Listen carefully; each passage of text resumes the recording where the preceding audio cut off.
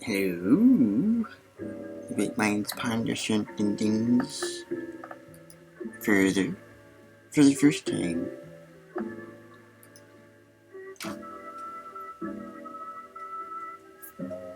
The great minds ponder. Chicken? Egg? Or mysterious third something? There is a world that exists in the sky, where gods dwell and angels come. It's a place I've visited several times before, but always to see something different. Every time I go, it seems like I am seeing things for the first time again. Don't asterize it. No asterisks. The great minds ponder. Chicken? Egg? Or mysterious third something? By now, most of you are familiar with the fact that a chicken is an egg-wayward offspring. The mother bird lays eggs.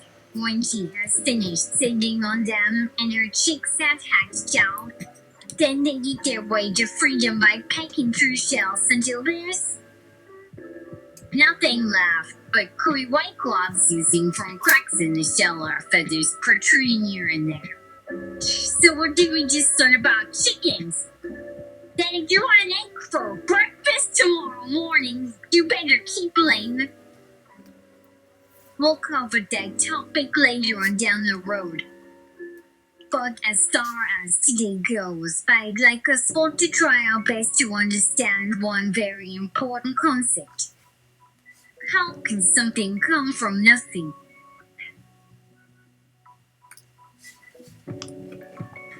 Yes. Isn't it weird how some things just pop into existence out of thin air without ever being born or having parents?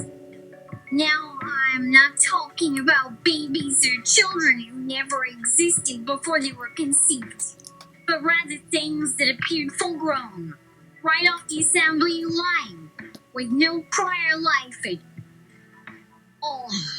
In my opinion, that's totally bizarre and beyond anything any human could possibly comprehend. This article will address those kinds of topics. First, let me introduce myself. I am Dr.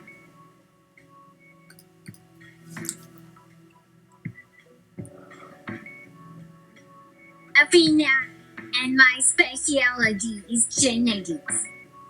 Ever since mankind learned the secrets of reproduction, scientists have been fascinated with understanding exactly where new species originate from.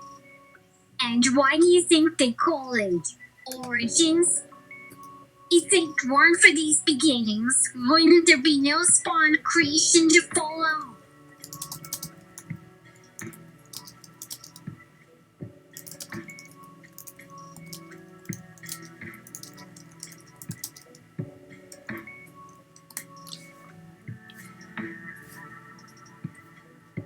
Let us look at the Earth's very own issue #0. By definition, this would mean a single cell which eventually divided in two. Now, when I say divide, don't get confused with the word replicate. Division is a totally different process than simply copying information from parent to child.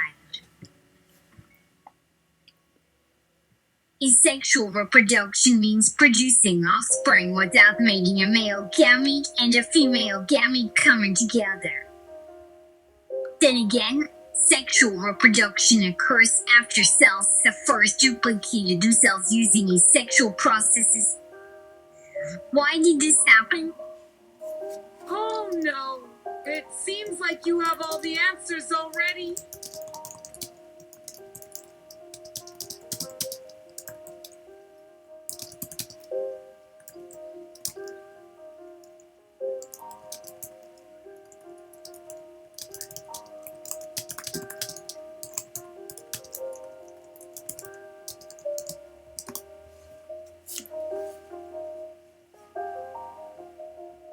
The great minds ponder. Sex and that's sex. Does there have to be another way?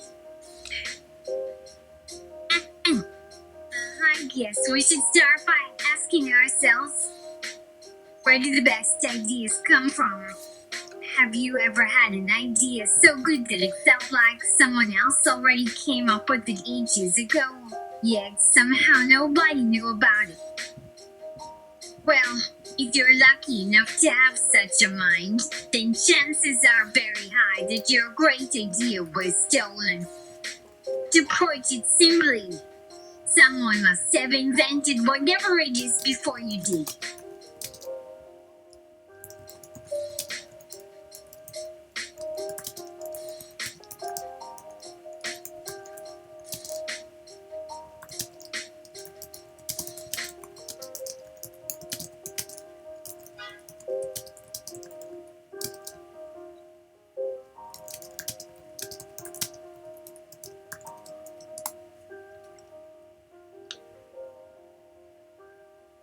As known as humans, everybody thanked Heraclitus for beating you all to atoms by thousands of years. You are all just posters. Incredibly smart guy who lived in Greece more than 2,000 years ago. He even discovered how matter and energy were interchangeable. Unfortunately for him, he didn't invent anything new himself. His famous quote is, "You cannot step into the same river twice."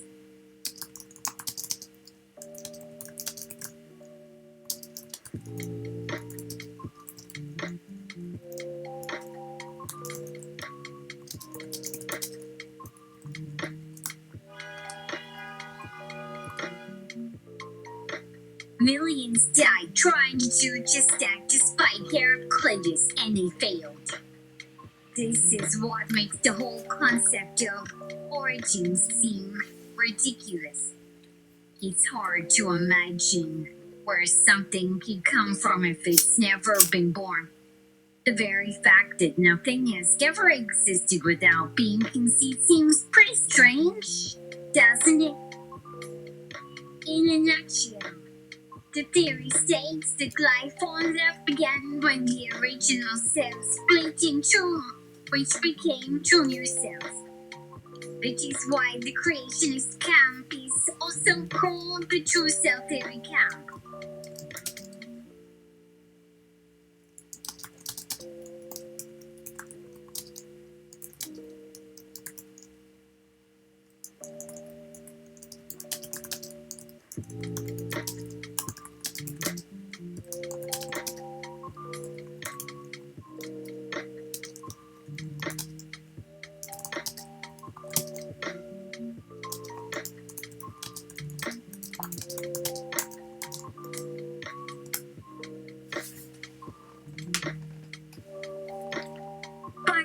In a nutshell, who made that first cell that would be split?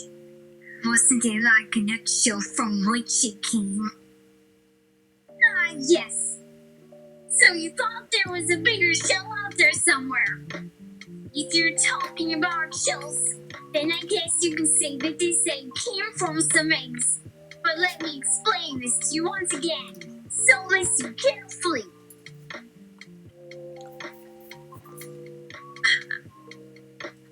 Alright, here goes eggs. There are several types of animal species with this very unique trait. First and foremost are birds, the avian kingdom, but other creatures with shells include mollusks like squids and octopuses, and crustaceans. What does it mean if these creatures all have eggs inside them instead of children? Simple answer. Eggs were their way of reproducing. They literally gave birth to the next generation, laying millions upon billions of eggs within one single year. And what about the octopuses? What? The octopuses? Don't you know that those creatures we used to think were just sea monsters really give birth to children just like any other creature on Earth? Really?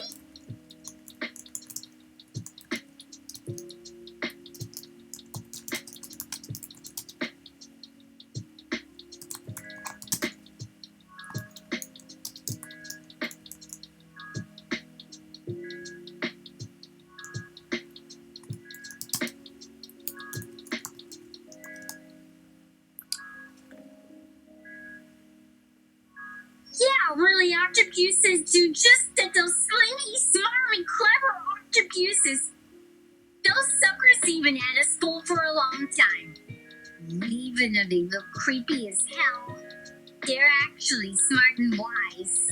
They've even learned how to write and paint pictures using tools and such.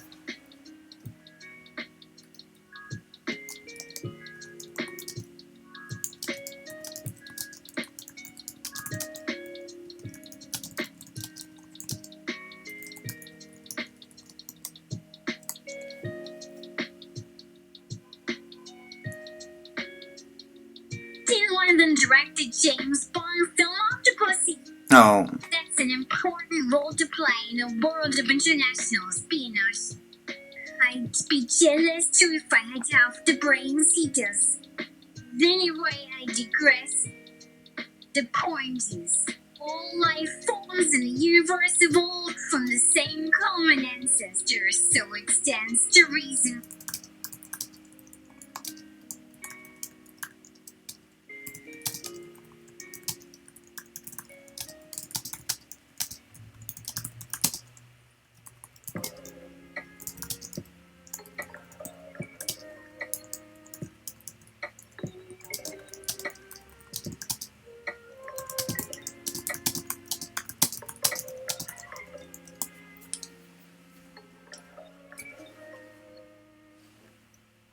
That this common ancestor has swatted someone.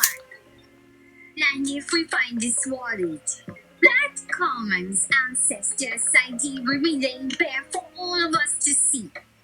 So where might this mysterious common ancestor hide its valuables? Perhaps at home, in the mountains. No? Or perhaps in the clouds or deep down underwater. Nope again. Maybe someone lost his wallet up here on Earth. No dice.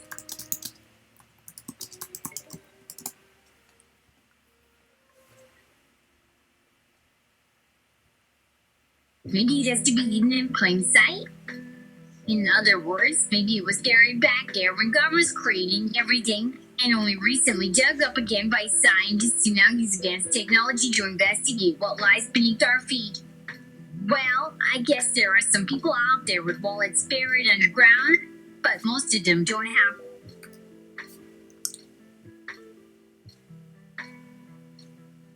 any cash money lying around either. It would make sense that one day these scientists would eventually discover something buried in the ground. Something that no human has ever seen before. DNA. This amazing material is not just a bunch of genes. It is a microscopic blueprint which controls how you grow. Alright, let me try to explain this as clearly as possible without boring you into oblivion. For example, suppose you went to a pet store and saw this cat and said, "What kind of stupid name did they give her?"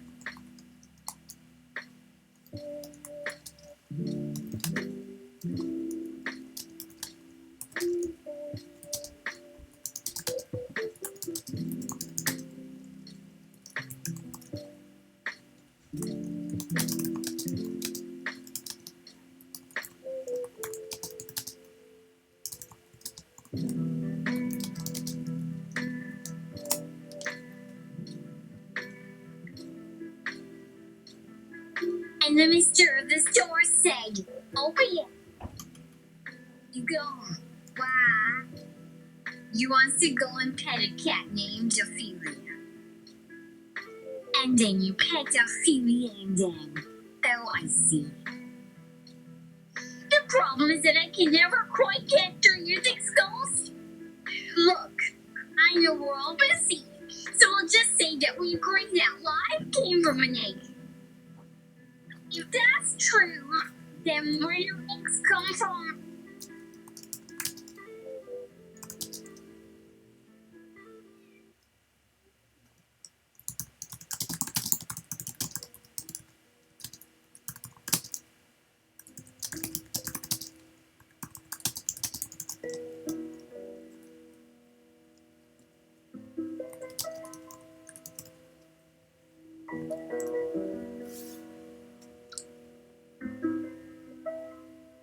Let's go outside and Mr. Rogers style see where the eggs and sausages are made.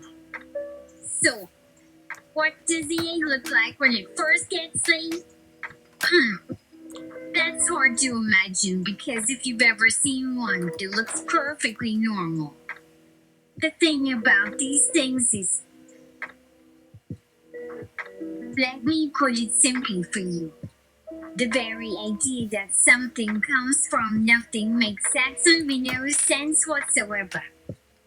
When you think about it, every cell in your body contains genetic information inherited from your parents, and yet it wasn't born anywhere near a vagina or penis.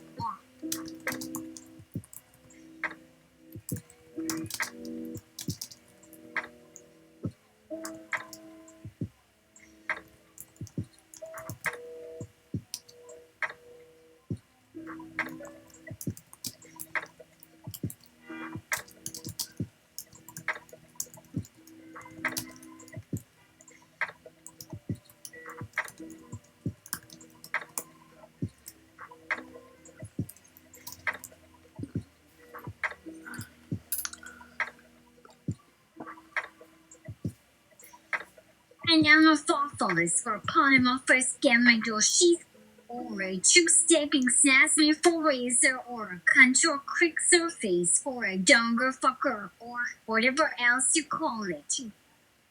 But even if there is no single piece of evidence to prove anything, it must have happened somewhere.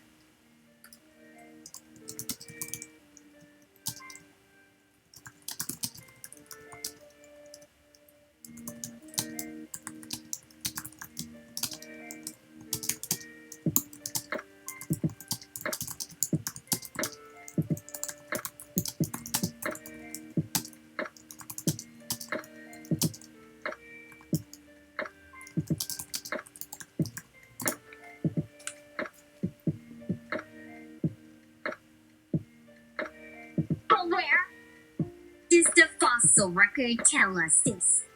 No, it only tells of the acts of conception that happen right as love enters the scene. After that, fossils only show the remains of what was conceived after birth. So who knows what really goes on before they pop out into the world? Why should they bother to make a record at all since they weren't created by evolution?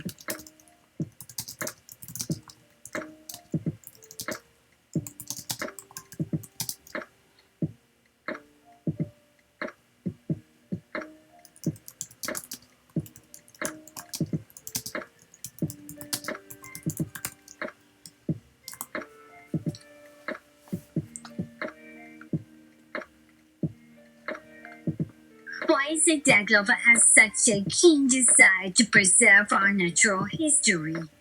To me, that sounds a lot more like some sort of evolutionary process than creationism, don't you think? Now, I'm not talking about the volcanoes here either. I mean those hot molten gooey globs of stuff that explode from Earth's belly one day.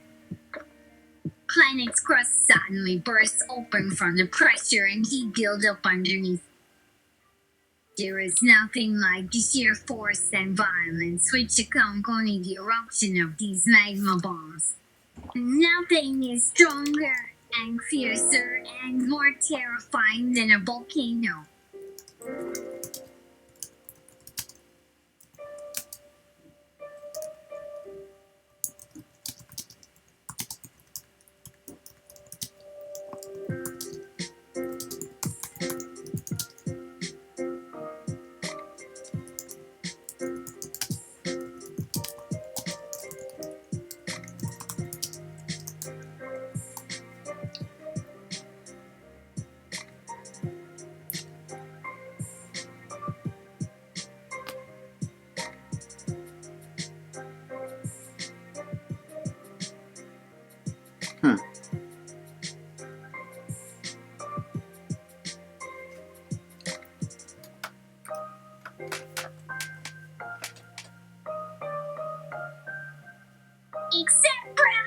any reunion of any notorious family of musicians during any Thanksgiving ever.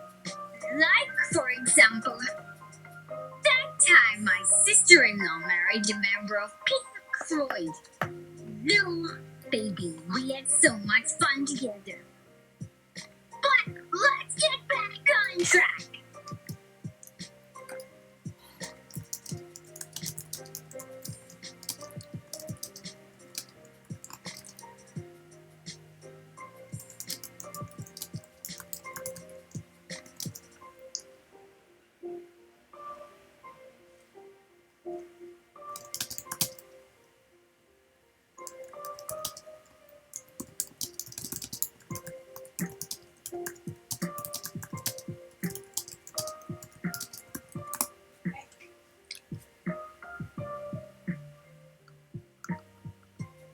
What was the track? Did we even get train tickets? Let me refer back to the metaphors table and see where we left off. Alright, let's see where did that lead us. Eggs are laid down in the uterus. You know, in that area right next to your ovaries or your cons if you prefer.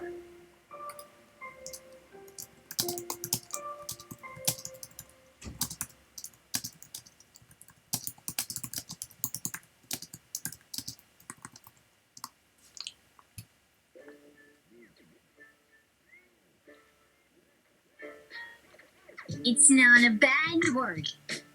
It was used by the Romans, after all. They called it cunt. Don't blame me. It's their fault. Anyway, this is all happening because of what is known as an aqueduct. This is how the egg gets all set up with everything it needs before it decides to come out of its hiding place. And once this happens, then life has officially begun. After that, we've got our sperm swimming around in our bloodstream until one lucky bastard finds his way to the egg. Then he fertilizes the damn thing, causing it to hatch into a new living being. Bloodstream? What do you think about that? The egg didn't just wait there forever like a stone or a statue. Eggs aren't meant to be hibernating inside people's bodies. When they're finally ready, they go ahead and get born. They have their own lives waiting for them on the other side of that very thing, wall separating mother and child. The point is, eggs were made to leave the nest. They were intended to go find love and happiness outside of it.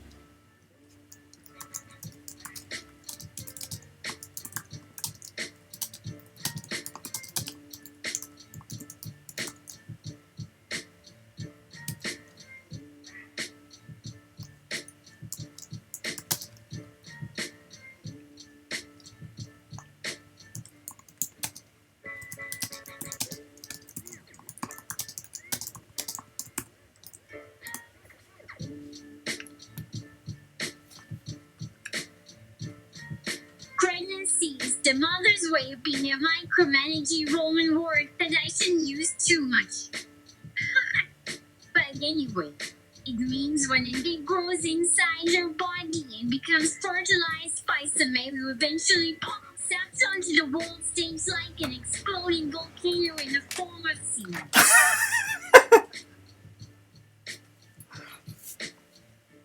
Or something. Oh, now wait. We haven't gotten back to the theory yet, have we? If we want to follow along, then let me give you another little piece of history to digest. Around 100 million years ago, our planet was completely different than what we know today.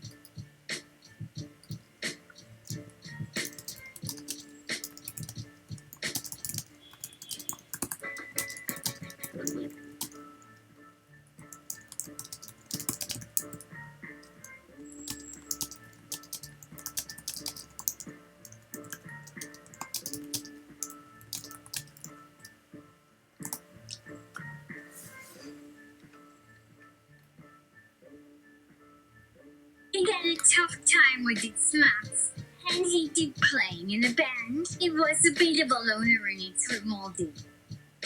But despite all its shortcomings, it was still pretty good at getting down. One fine morning, it woke up with this crazy idea in its head that it would try to fly. So, out went its hands, which used to hold all the yummy food it loved so much, leaving in a flagger.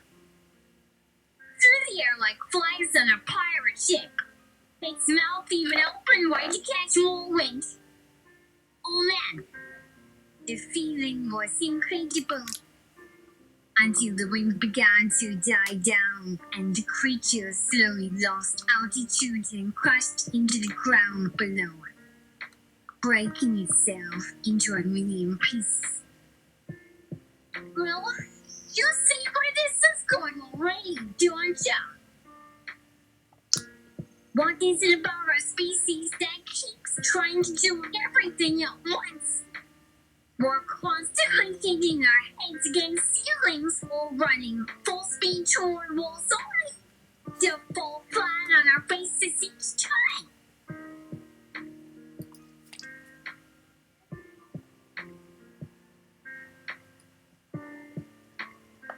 How come? Why are we such a bunch of idiots who never stop to think before we act? All I can say is, it's not the way I want to live. The human race has been making fools of itself ever since the very first person looked at the sky and thought,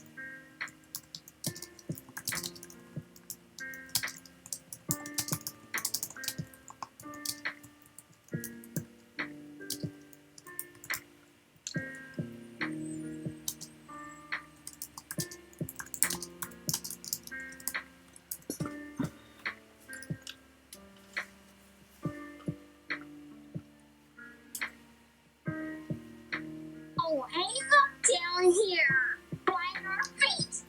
It's a wallet. Maybe it's a common ancestor's wallet. Let's check it out. And what happened next?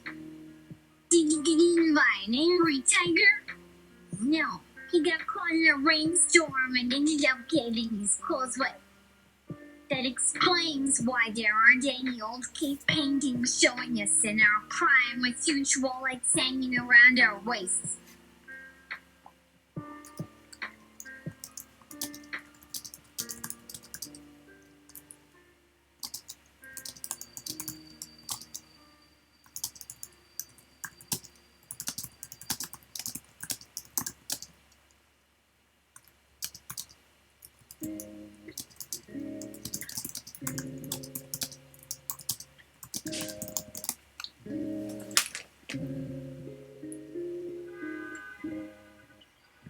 Let's see if there is Ideal Candidate. It survived out here all this time. If I open it up to the air, what could go wrong? Don't ask me. I'm just a janitor. But if you were reading this book from start to finish without stopping to take breaks for anything including food, then you probably wouldn't have made it past cage 2.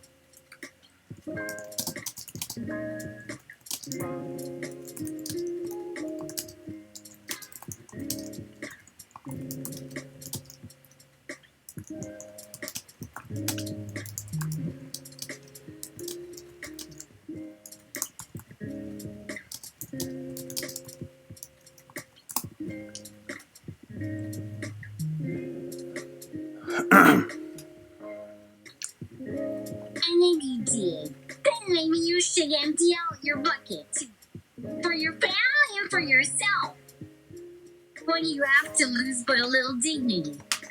At least that would be something. That is right, dear reader. There is nothing to gain and everything to lose. Just give it a try and you'll find that once you do, life will begin to seem a lot easier. Maybe I need to write a children's story called The Little Boy Who Lost His Wallet. Yeah, that's it. Now let's call the mister of the pet store. We're going to pay him a visit so we can pick up some of those precious eggs of ours.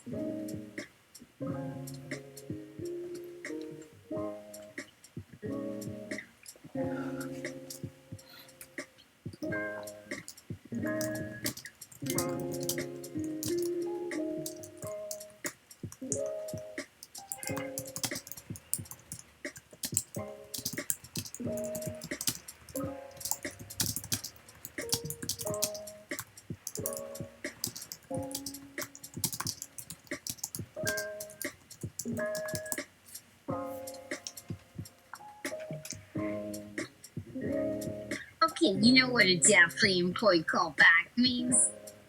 It means the end of the episode. We'd like to thank our sponsors. Callback, Come, the Car Wash Club and D-Link. Also, please enjoy the following links which might interest you as much as this one has interested us. Callback org/callback site as ID equals 5. The Car Wash Club Company. Link com/English/product/. I wish it was just me who thought these things, but it's not.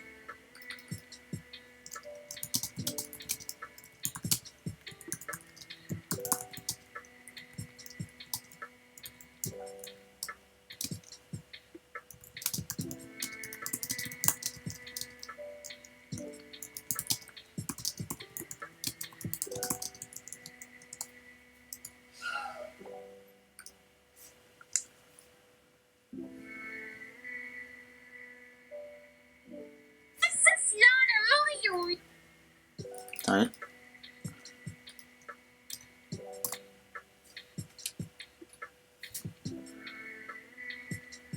Oh wait. And if you come across anything cool, go see.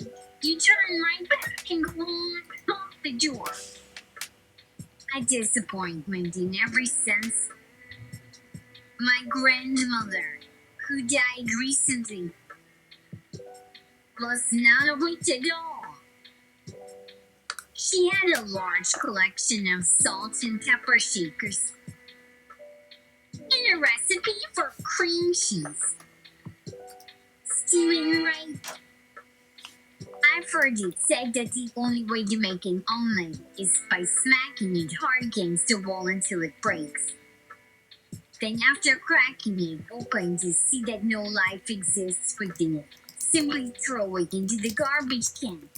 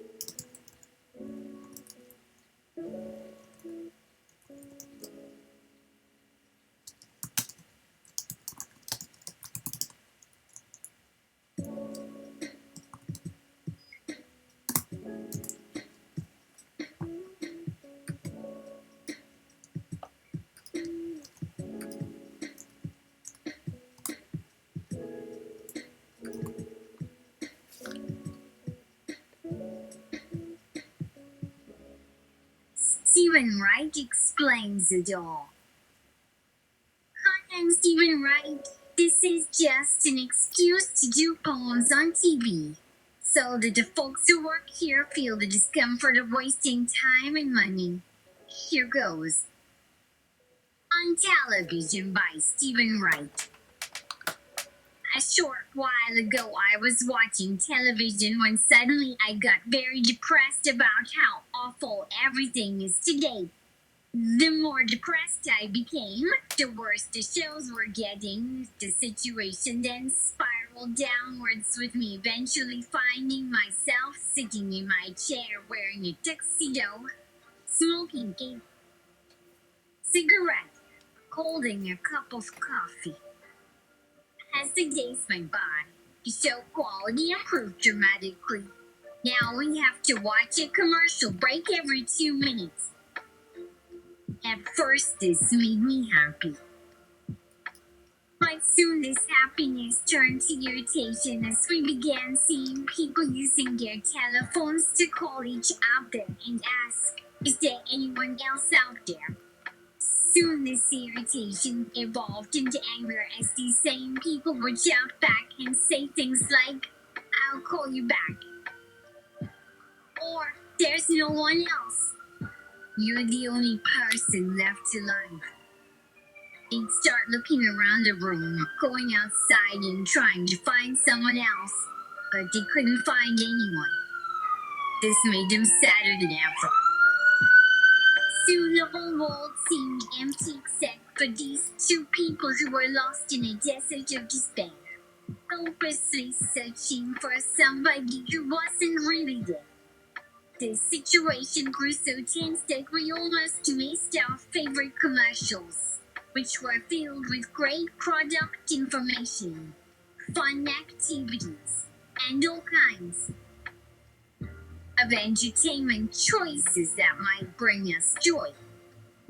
Finally, after some time passed without any success at all, both parties ended up lying on the ground laughing hysterically because it was such a ridiculous situation to be caught up in.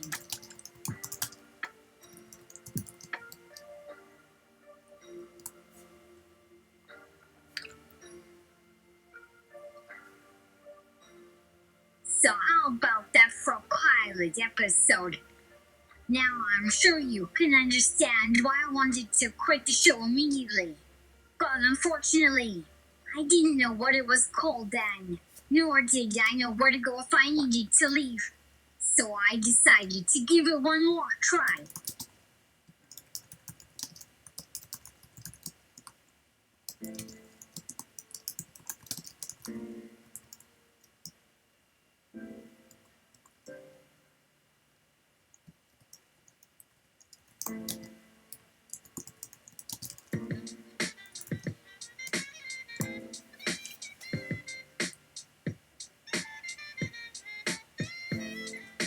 These between stations. Steven, right? Home begins here. I went to visit my family this summer. And while I was gone, the telephone rang off the hook. The neighbors were asking to borrow my lawnmower.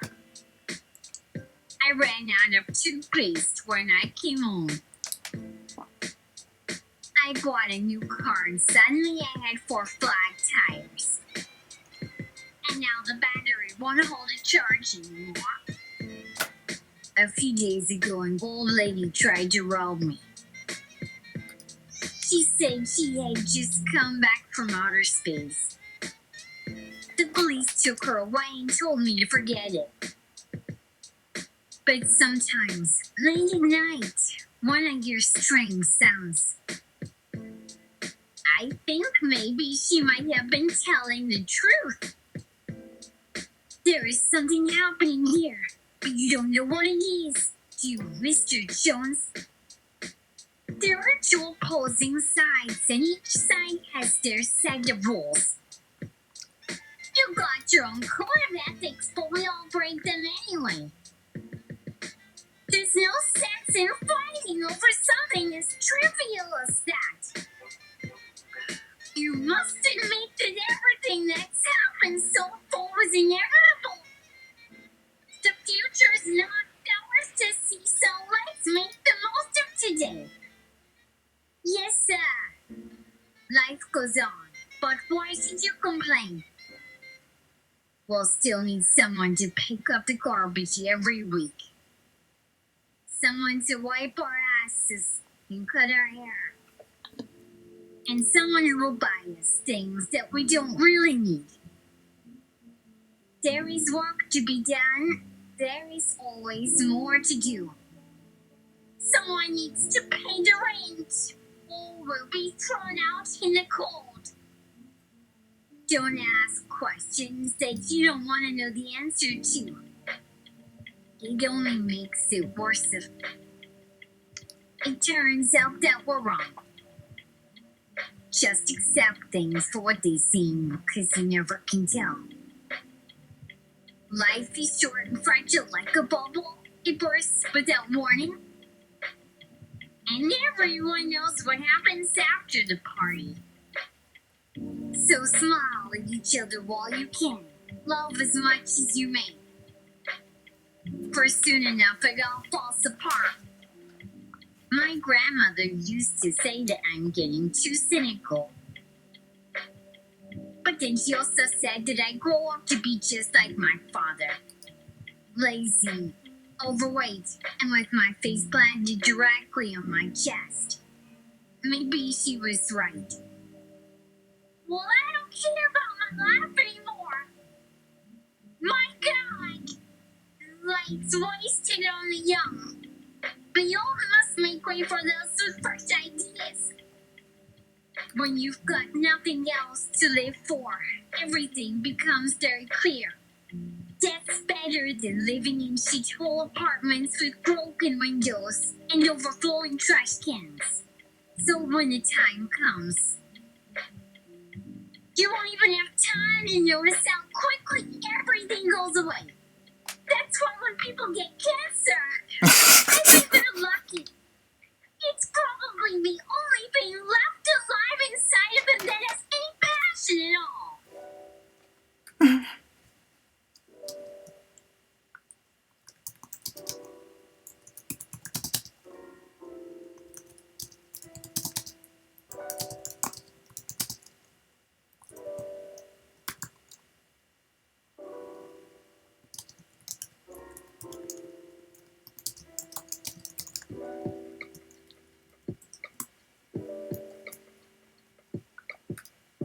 No.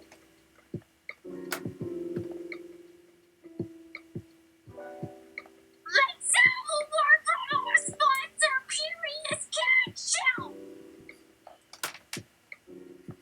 The nonsense of nature.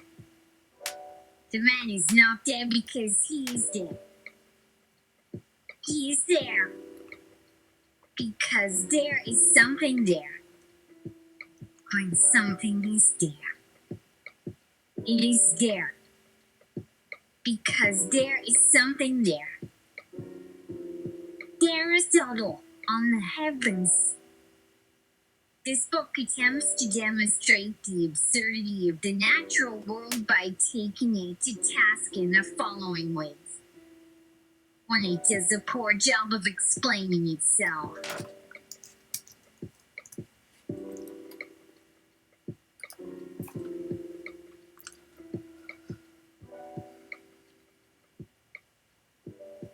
In fact, it often seems downright oblivious to its own existence. Most explanations are untrue or misleading in some fashion or another, i.e., false. For example, human beings are really aliens from outer space and or giant worms who possess human form. They travel through space by flying saucers and eat fruit. They never bathe and sweat their body oils under themselves and lie around indoors and do nothing but watch TV all day long. This accounts for the majority of what they tell us about themselves.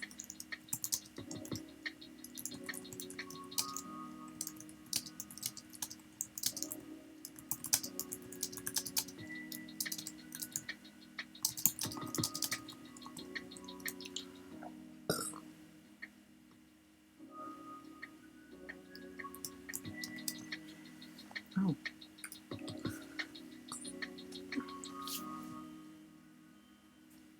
Stephen Wright responds, Miss, you do know that this is a TV show and not a book? Oh, I thought that I would try to get in at least one true statement about my species into the discussion so that my comments would seem more authoritative. Just throw it in and see if anyone notices.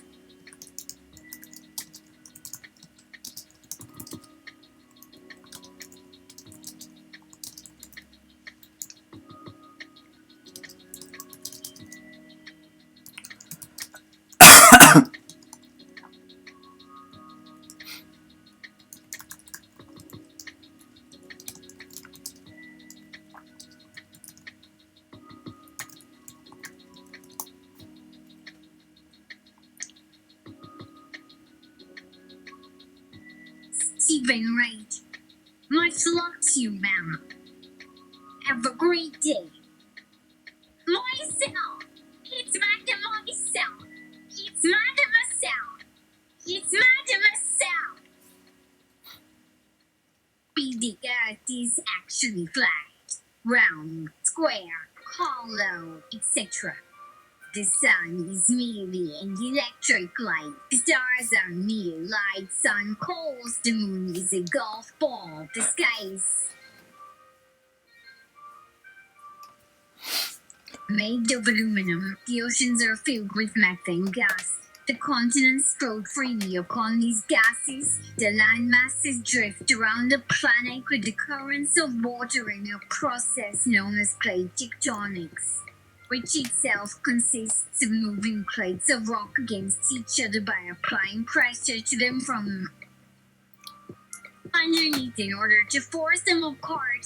In fact, all living things, including people, are really parasites who live by leeching off others. See, our bodies consist mostly of bacteria and viruses and are completely self-sustaining and will continue functioning after our death because we have already recycled ourselves over and over again. There is no soul. God does not exist. See, people don't change much horrible as they grow older, even though they claim to learn new lessons or become wiser as time goes on. This is known as progressive development. In truth, their attitudes toward life never change or evolve. They merely get better at pretending that way. Humans can control their actions by controlling their thoughts. All behavior occurs for a reason.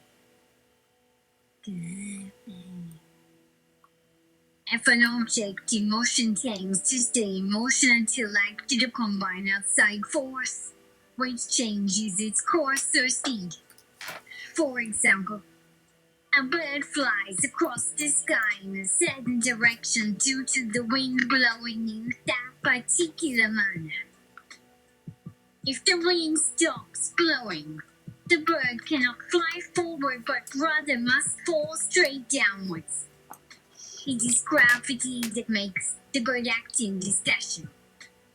Therefore, it is safe to assume that there is some sort of power greater than man's imagination and ability to understand nature and science that causes birds and objects to move according to what we see taking place around us. If this were not true, then why would we bother making explanations at all? What we call laws are just things that make sense to us. See, everything is either alive or dead or possibly both at once. Neither being is any more important than the other. As we are born into a world where everything has meaning only insofar as it relates to us personally.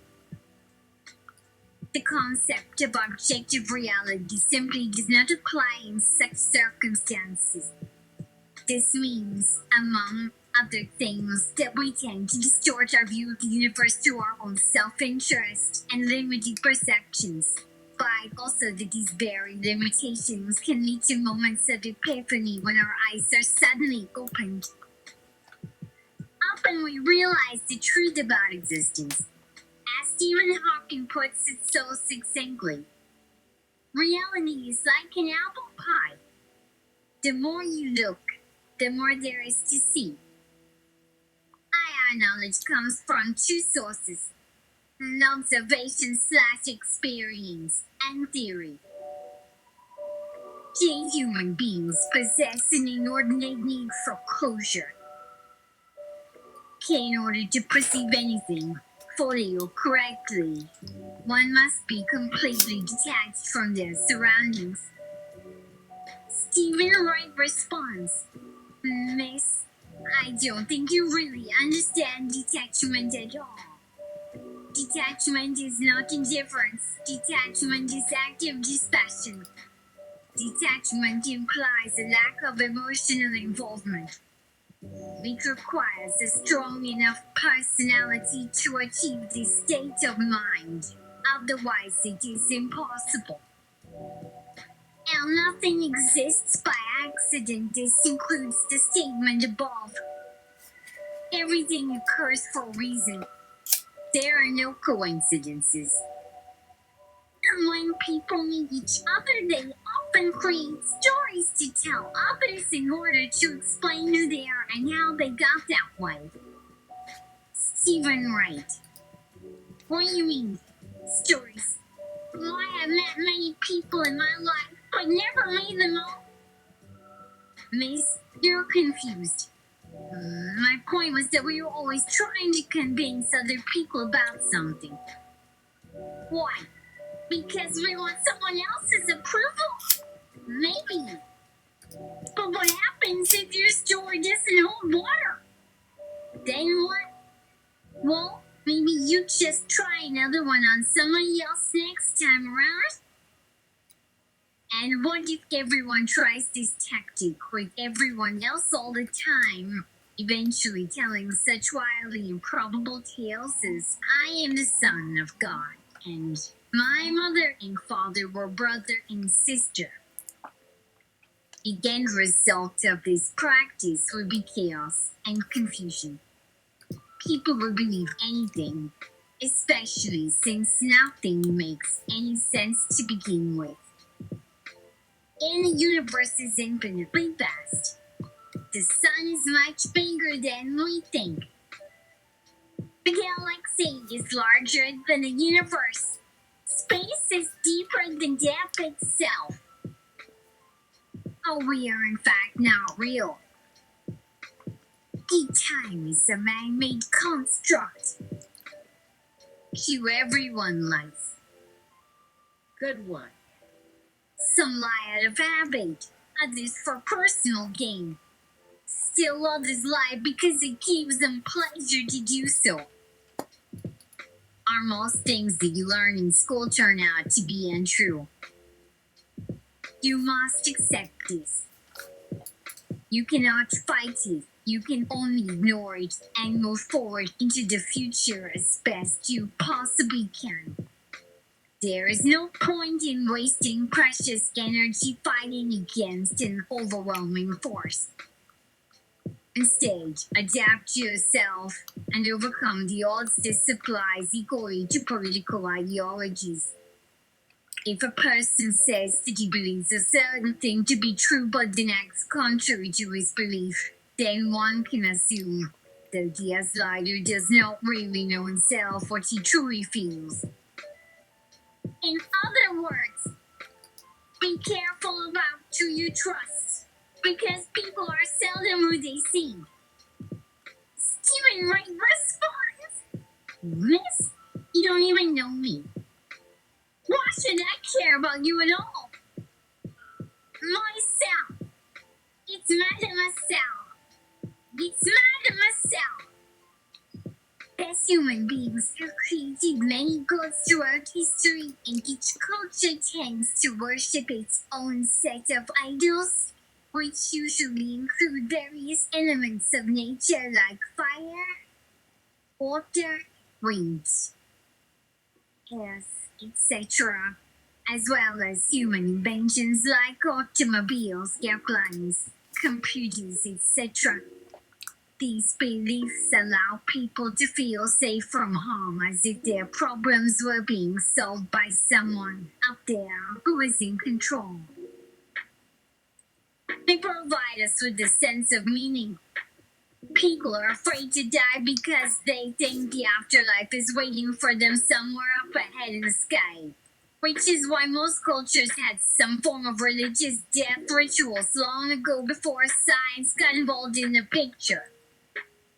Today we think that religion is bad because it makes people do things that hurt others but themselves, and it often leads people down dangerous paths. But in fact, the opposite is true. Religion keeps people honest and grounded. It teaches compassion, understanding, and forgiveness, and it gives hope, confidence, and direction. Without religion, humanity would be lost and confused. But also, without religion, our civilization would not be here today. If you want proof of this, just look around. See, when scientists come across something that seems impossible to explain, they immediately change the way that they think about everything else, thus causing their minds to What? grow increasingly rigid and inflexible over time. You know my word. This inevitably results in an inability to accept new ideas that might otherwise lead to progress and greater knowledge. We humans are naturally competitive by nature. We tend to compare ourselves to those who are more successful than we are rather than to those who are less successful than we are.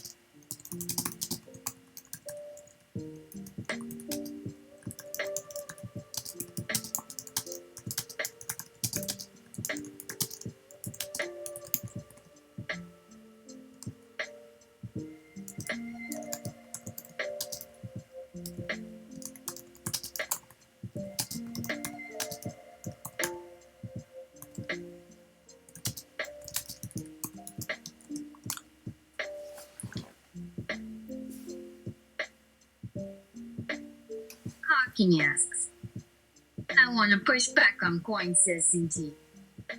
Stephen Wright responds, then how do you explain you being in that wheelchair? The more you thought about the universe's secrets, the more it tried to strike you down. Hawking, it's called wheelchairing to asset. The process of observation can only reveal so much information when taken at face value. If a person wants a complete explanation of what is taking place around him, he must make one up based upon his own perceptions of reality. In other words, the human mind is capable of doing many amazing things, but unfortunately these things cannot always be explained rationally. This is because human beings are simply too complex and unpredictable to comprehend all facets of existence with absolute certainty. Double that there exists no such thing as absolute truth. No two people are ever completely alike. Why nothing remains constant for very long, i.e., time marches on.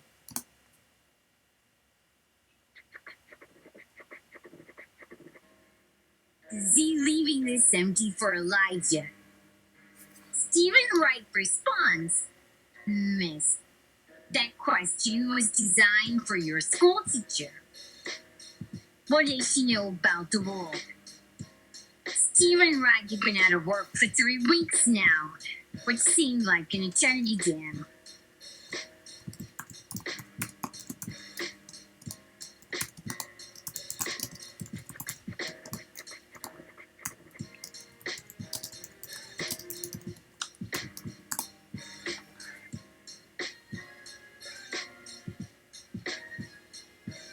Unemployment. Stephen Wright. Colin begins here. There once was an old man named Stephen who had lived a happy life filled with family and friends until one day he lost both legs in a terrible car accident and subsequently became unable to walk or speak or do anything but think about it all.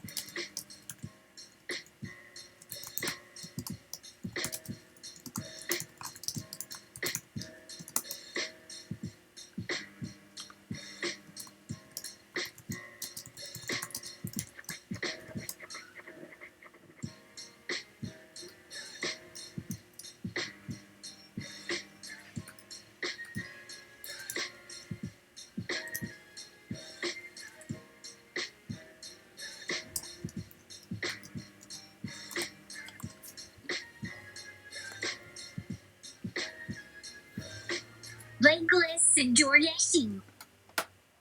By Stephen Wright. Colin begins here. It was just another uneventful night in the city of San Francisco. A night at the club. Stephen Wright. Colin begins here. Do you have any questions before we begin? Asked the interviewer from the magazine called Rolling Stone. Stephen thought, yeah, I got some great ones. Like, am I gonna live or die? Bang. Are there aliens up in the UFO up there watching us right now? And if not, where are they? I could go on forever. But instead he says, no. The interview began. The questions were mostly along the lines of, how did you feel when you learned to walk again after losing your legs to a freak accident on the highway while driving back to Los Angeles? What does it mean to be a disabled person living among so many able-bodied people today in the United States? Etc. etc. etc. After about half an hour or maybe 3 hours, the reporter suddenly stopped asking the slasher questions and gave him slash herself over.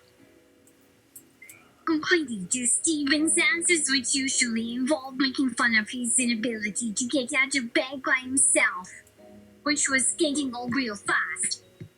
Then, as soon as Stephen finished speaking for the 10th time, the reporter thanked him for being such a wonderful subject for the article, and left as quickly as possible. Stephen Wright. Goodbye. He waited a few minutes, then started typing a short email to send to a friend. Dear Kevin, thanks a lot for sending me this article. I guess this means that I'm now famous now. Stephen Wright was born in May of 1984 and is one of America's best comedians and most prolific writers of poetry and prose.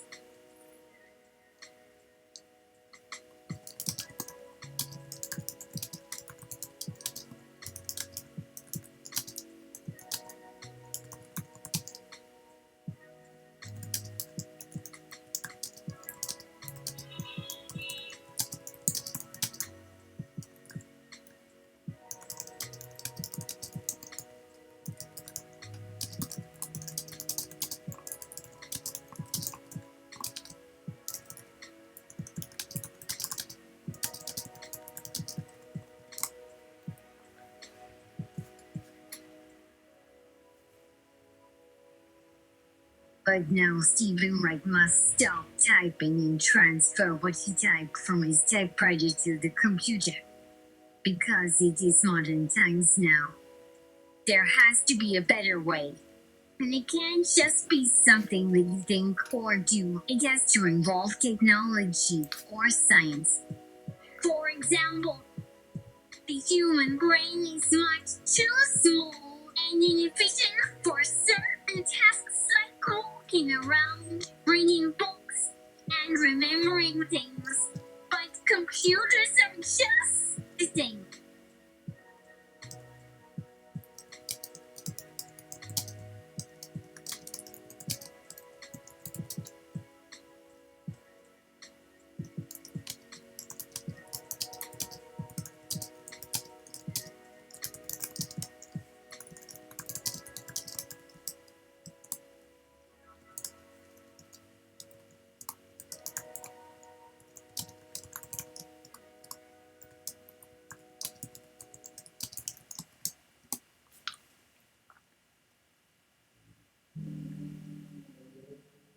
On buying a drone buddy to get out of bed and be Stephen Wright for me.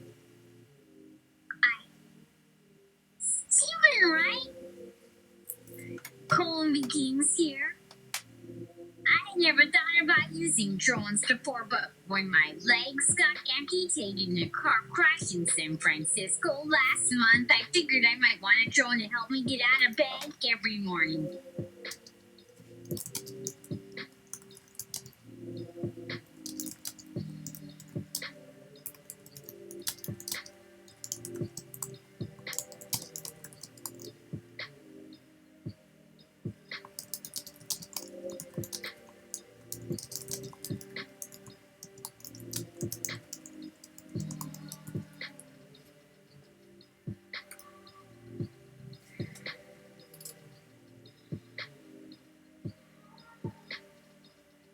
The rest of the poem happens in verse. Like this. Lots of breaks in the poem to convey moods and emotions. Because nobody really understands how to read poetry like this anymore. So they just think, hey, that looks nice. And they skip over all those things in order to get to the parts where there's punctuation so they can understand what he is saying better. This is actually a pretty cool way to use technology or science in your life. And when you think about it, I guess it's kind of like using my wheelchair, which I have never done as a method of getting around if I want to go shopping. Keeping for stuff at home instead of going out because I can't walk any longer and I wouldn't need it if I had another way to get around anyway, but you know, who cares? Maybe you could find some other way to go shopping for stuff? Because now I don't even need wheels. Stephen Wright has always wanted to be a comedian. Not only because he has spent the majority of his life performing comedy routines, but also because he knows that if he does become a comedian, he will finally have something worth living for.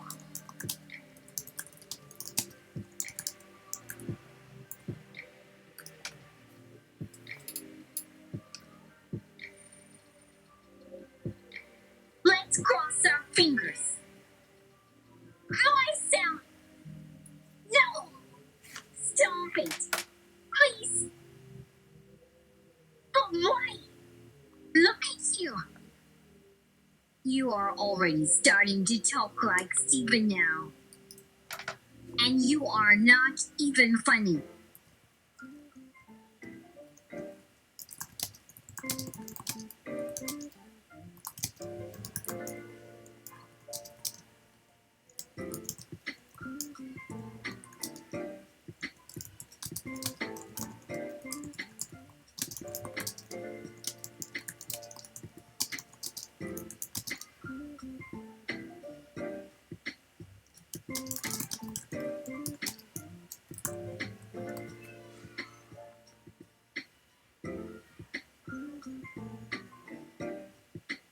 Then come back for our audiobook of SparkNotes Notes on Anti-Comedy.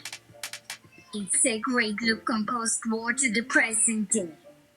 It includes lots of notes from the master himself, as well as some never-before-published poems by Hawking, Einstein, Derrida, Kant, etc., and is narrated by the world-famous actor Jeff Goldblum. All yours free with any purchase of our next CD release, which is called Weird. But I don't want anything from you. You are horrible. I hate you. And I want you to leave me alone right this minute. I want nothing more than to be left in peace to enjoy my books without having someone force their presence upon me, whether they are real. But, Mom, it's me, your son, Stephen Wright. I am not your son anymore. Leave me in peace. Oh dear. What happened? What went wrong? Everything's gone horribly wrong. That's why.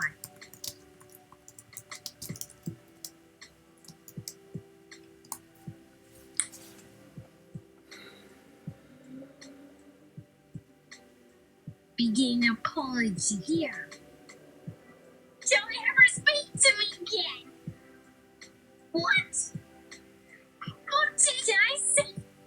And apology. Oh, Mother.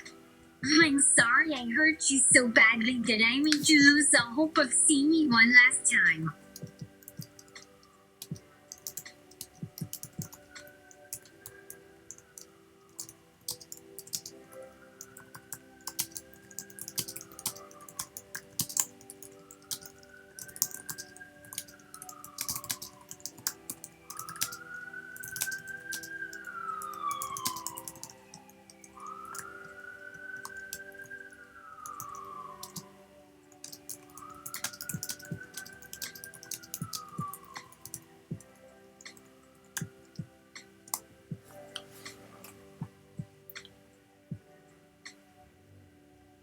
To late Stevie, the apology window has sailed by you. Didn't you see the parenthesis? That was your chance. I thought that was for you to apologize. What a piece of shit. The doorbell rings at Stephen's apartment. He hears footsteps walking up towards him and then sees a shadow moving into view to the people.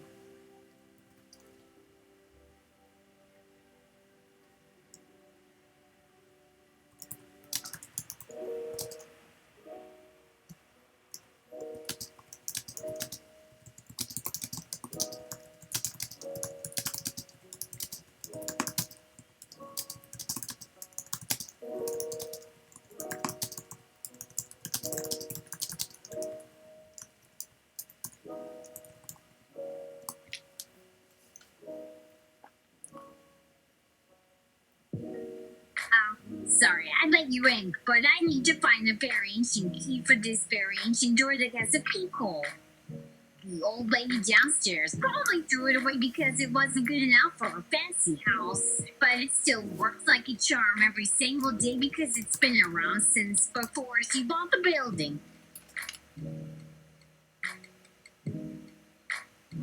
Chanel, sorry about that, man. Oh yeah. Welcome home, Stephen sighs with relief. You have some mail here from Amazon.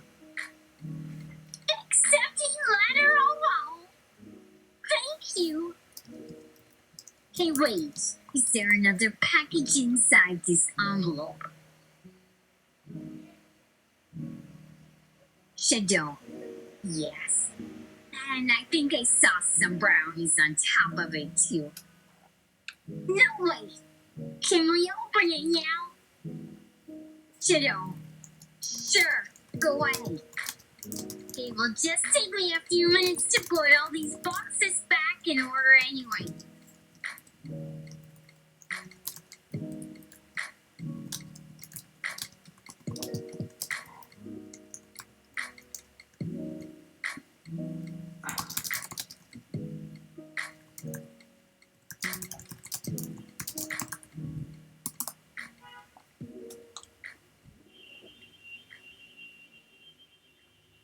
Hey, wait.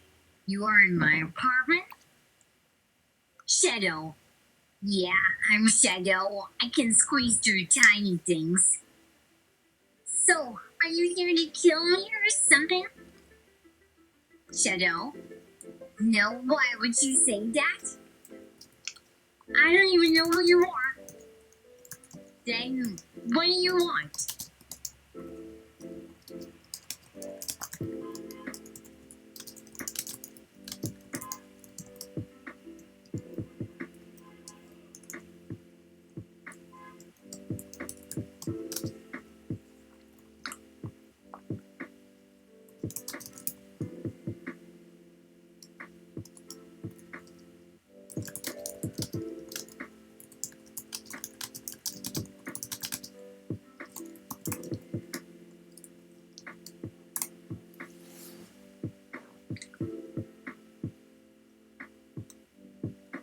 Shadow, the pancakes in my mail? We just talked about this, right? Oh, yeah. Hey, can I crash here for about a month? Blank stare. I've got nowhere else to stay and no one else wants to give me money. All my friends and family have forgotten about me already, so they aren't going to send me any more cash if that's what you're wondering.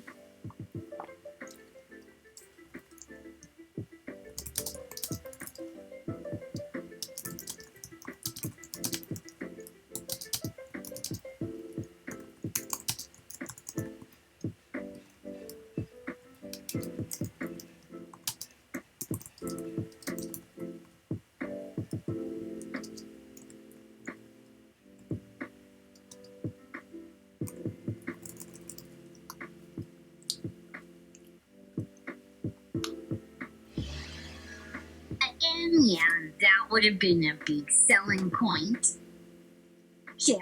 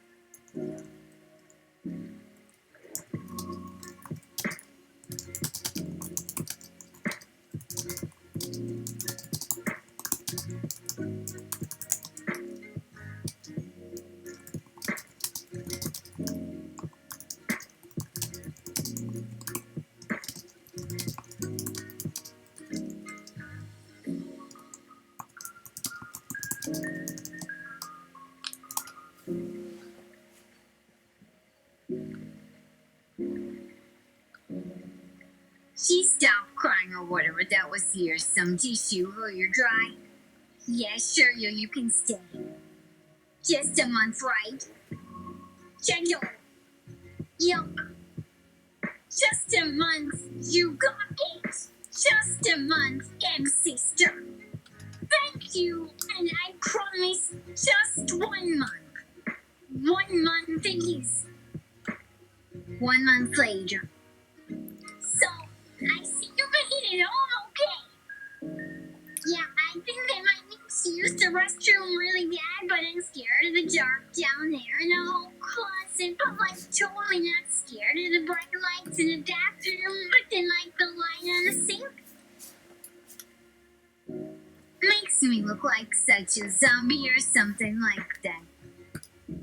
Blank stare. Blank stare. Blank stare. Blank stare. Blank stare.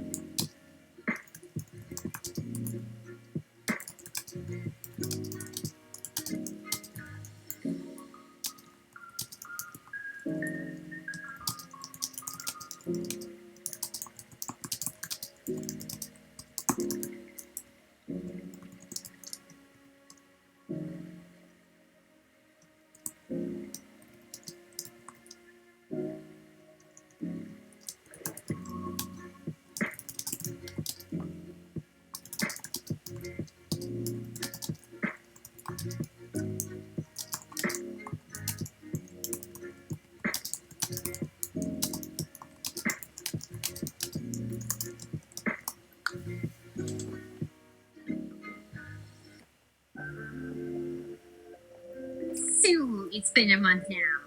I'm assuming you have got your new place all settled.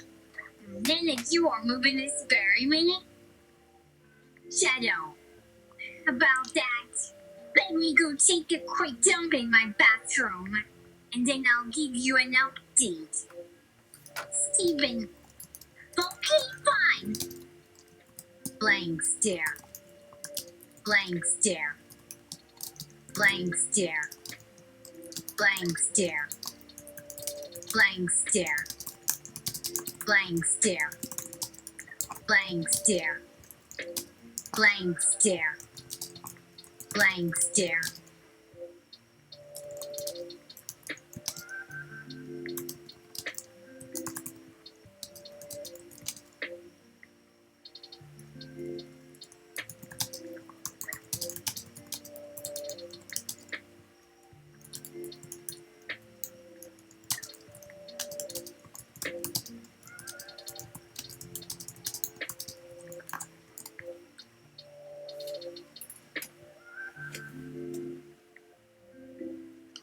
Steven, knocks on your hay. So I'm sorry you were having a challenging time. When are you moving out? Don't worry, I'll flush and plunge and do whatever provided you are moving your stuff out of my place. Blank stare. Blank stare. Blank stare. Blank stare. Blank stare. Blank stare. Blank stare. Blank stare. Blank stare. Blank stare. Shadow? Shadow? Just give me a single word, please. Blank stare. Blank stare. Blank stare. Blank stare. Blank stare. Blank stare. Blank stare. Blank stare. Blank stare. Blank. Look at those eyes. They are absolutely mesmerizing.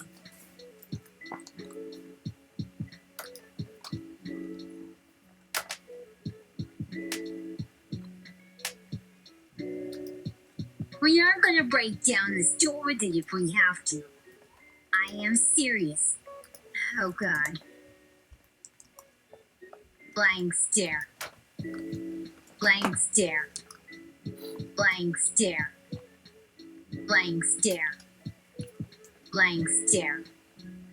Blank stare. Hello, 911? My roommate was taking a dump in my bathroom, and I think he might be dead. I need like whatever you got battering ram. Bring that too. I need to get in there now. Thank you. Thank you. Thank you. Thank you.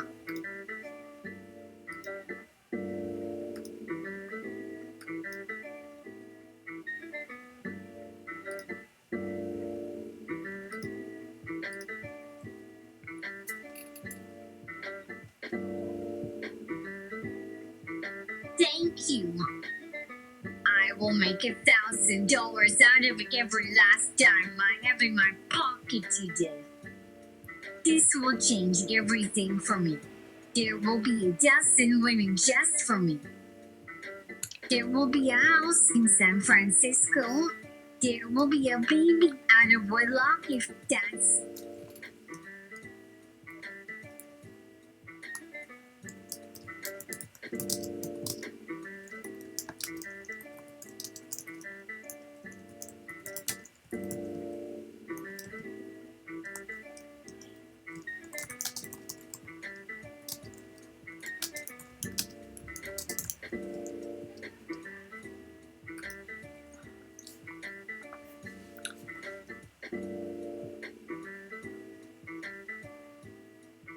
Battering ram busts open front door.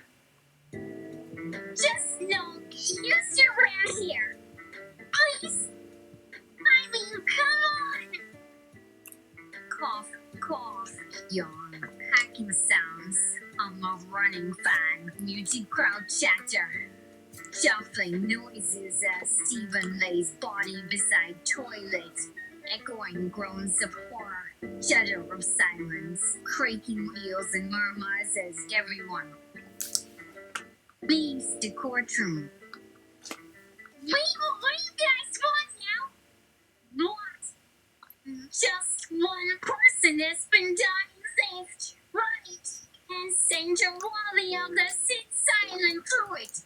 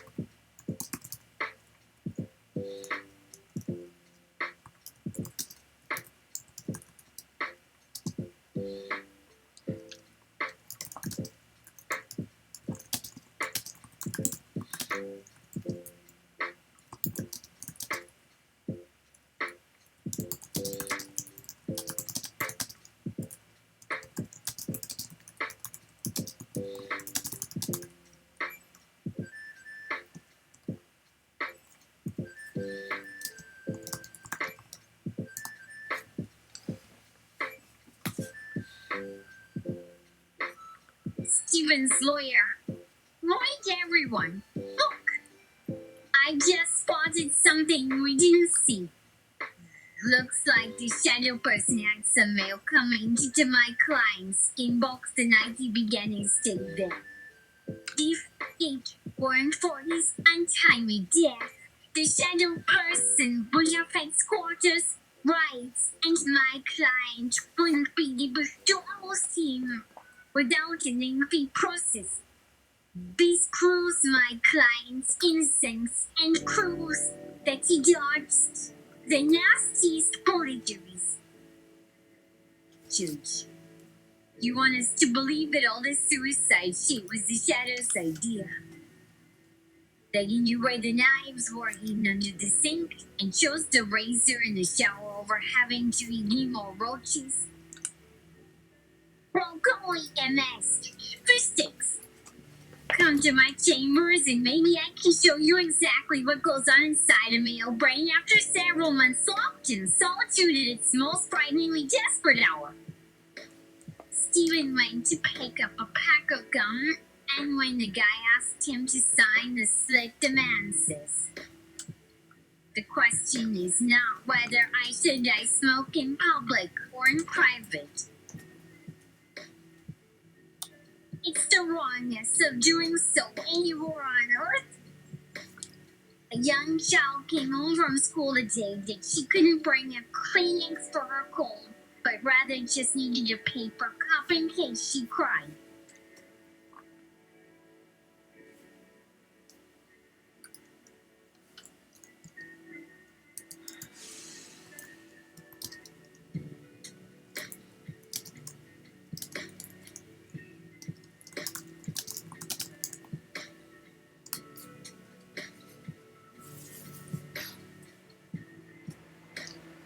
Stephen, New York City, it's back. Let me start by saying I never thought this could happen to me twice, but alas, here it is again. Only instead of going back to that coffee shop or apartment building with two bums living somewhere deep below and causing problems everywhere. Well,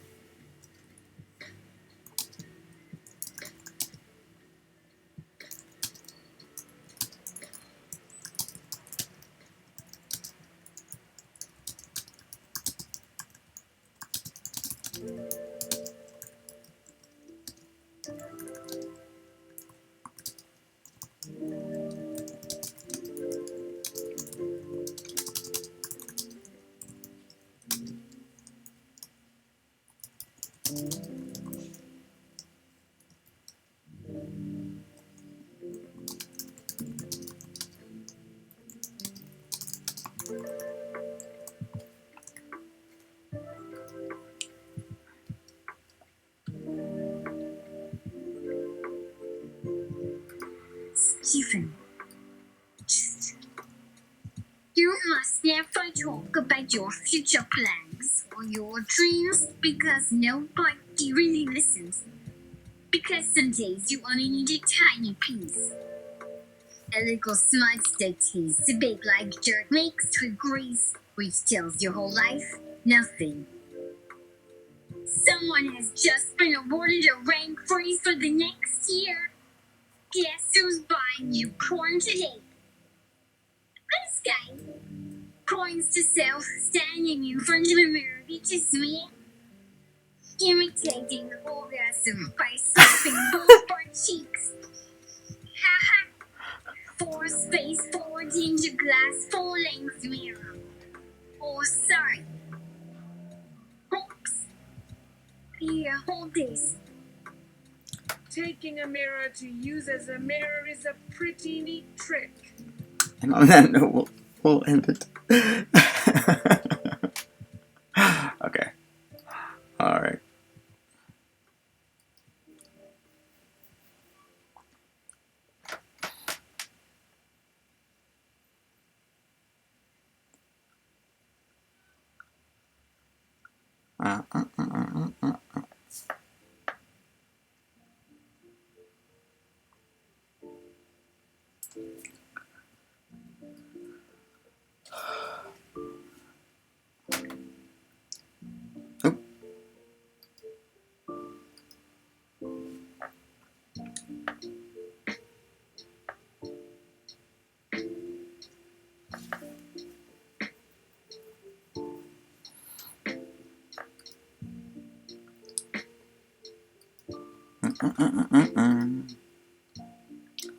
Going back.